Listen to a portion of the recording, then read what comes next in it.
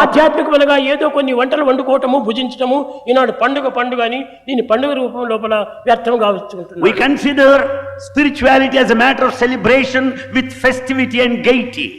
అది కాదు ఆధ్యాత్మికము. That's not spirituality. ఏ పవిత్రమైన పర్వదినములు మనకు ప్రాప్తిస్తున్నాయో ఆ పర్వదినముల యొక్క ప్రధానమైనటువంటి లక్ష్యాన్ని చింతించుకుంటూ స్మరించుకుంటూ సార్థకం చేసుకోవాలి. In fact, we should think of this inner significance of every festival.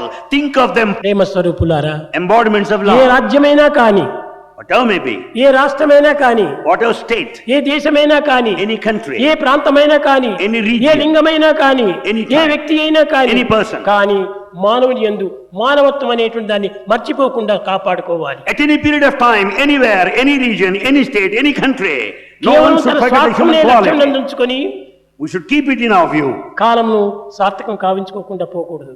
and we should never waste our time.